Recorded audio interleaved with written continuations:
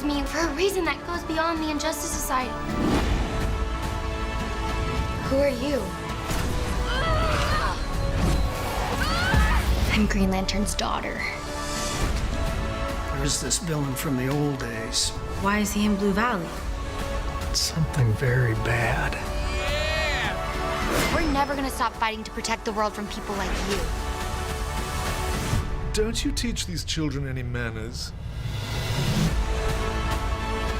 Stargirl. What's going on, everybody? Good to see you all back, and what an episode this was. And we said episode 1 was world building, and it definitely was, because what we had in episode 2 was a thunder shock of events.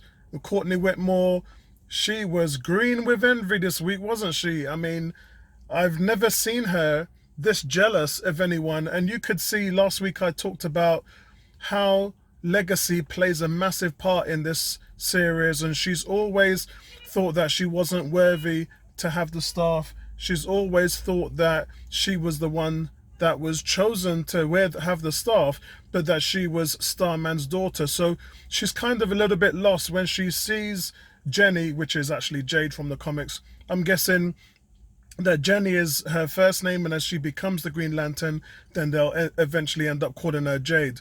One thing that I did say, though, I must say that last week in my video I questioned the fact that in the comics she doesn't need the Green Lantern battery. She is a battery. She's the one that actually powers the ring, and she doesn't need to recharge every 24 hours. Funny I mentioned that, because I was hoping that this would be brought up in this episode, and exactly it was. As Pat was saying to her, I'm not sure if I actually remember it right, but you need to charge every 24 hours. But what it turned out was that she was the person that was actually charging the ring. So in the first episode, when we saw it pulsating, that was because she was near the Green Lantern lamp. So good to see all of these things and theories coming true, which I talked about last week. I don't know whether her skin will eventually become green. That would be very expensive for the show to do. So I think from this standpoint, it's probably better off if they won't do it. Green in the comics, green's very easy to do, and it was a reflection of the fact that this girl was born like that. She is a natural Green Lantern, probably only one of the fewest in the universe in all of the sectors from the Guardians of Oa.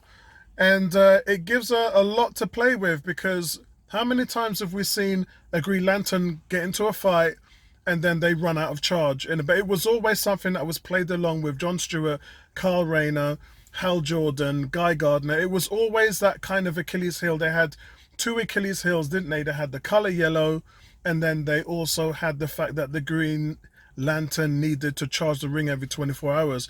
So we're going into uncharted territories here into the show, because they've never got John Diggle right. John Diggle, the ring crash landed and hit his truck, and he picked it up. We all saw him open the box, but he's done nothing with it. And remember, that's another universe. It's not this universe. So it's fair to say that I get that that's not the way how we should be presented with a Green Lantern. John Diggle's story has just not been told, and there's a lot of people who are frustrated because of that.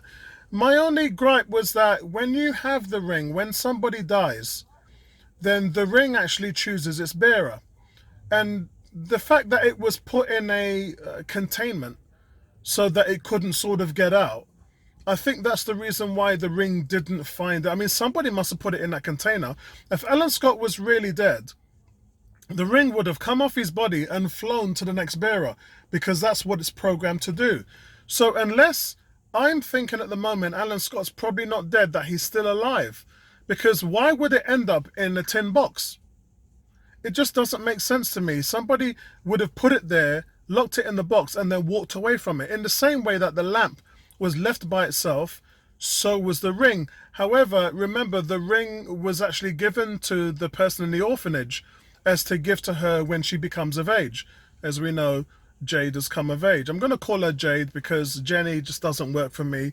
Her name's Jade in the comics, and her superhero name's Jade, so I'm just going to call her Jade.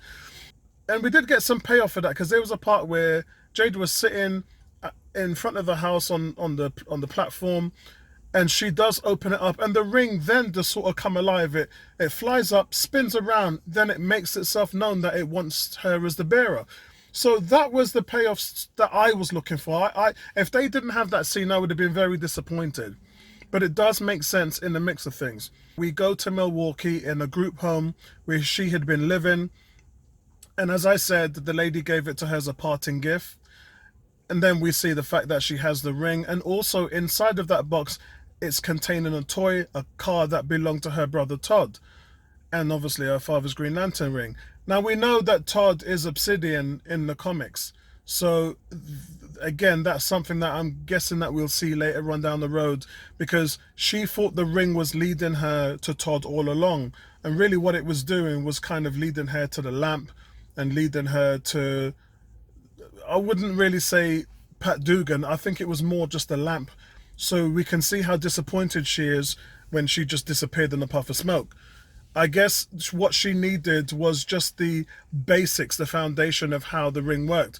And when Pat Dugan told her about how you can make construction, how you have to concentrate and clear your mind and do all of this stuff, she kind of got the basics down. So now she knows what she's got. She can go ahead and look for Todd, and then we'll probably see her down the road. But Pat is taken aback a little bit because he remembers that all of the offsprings were protected. None of them were talked about. And that's the way how the JSA wanted it. But I like the way how she said, Pat, you're a hero. You're fantastic. You're amazing. And everyone in the kitchen was like, really? He is? And Pat's like, I am?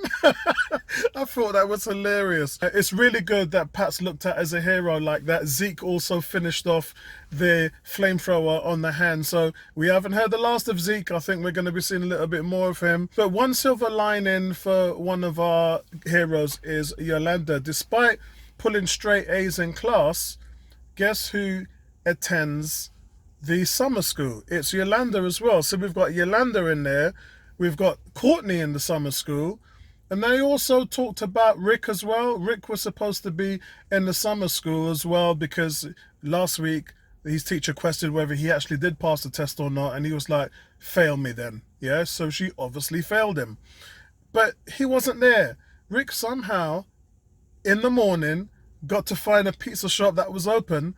And where's this money coming from as well? The 3 buckets of chicken, 4 pizzas a piece. I mean, literally, where is the money coming from? He must be earning a cash load of money from somewhere.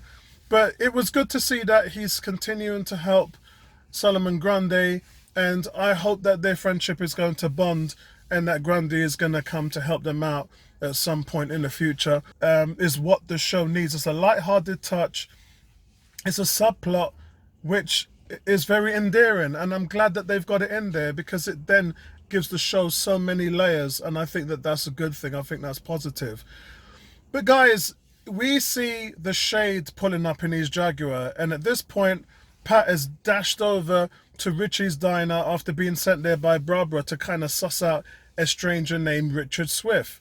Now Richard Swift, Pat kind of looked at the watch and he started collecting clues on this vintage Jaguar driving British guy who's well-mannered. And remember, all this time they're looking for villains. Courtney's been looking for villains, and Courtney just before that was saying, okay Dad, I'll be the good girl, I'll be the good daughter, I'll be the good school student, put Stargirl second. Then Pat goes, by the way, we have a villain. And she's like, right, I'll go and get my stuff.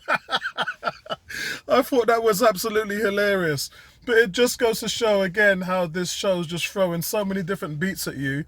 Pat went back to look at the photographs, recognized who the rings were, and then realized that the Shade is there. And the Shade is very, very dangerous. And he's just like, that is the last member of the ISA that was unaccounted for. Something that happened elsewhere, which was touching as well, was Cindy Berman. Now, Bobby Berman is bid to leave her mind-controlled life with the late Dragon King. Was, you know, you had all that girls just want to have fun music, and she's dancing around the kitchen, and you can hear the voice of Eclipso trying to compel Bobby to kill Cindy with a knife. Now, Cindy fought back with her shivs, but Eclipso then took on Cindy for a bit, and you can see turning her into that purple-black sort of monster making her use the diamond to feed off Bobby's hate and disintegrated her.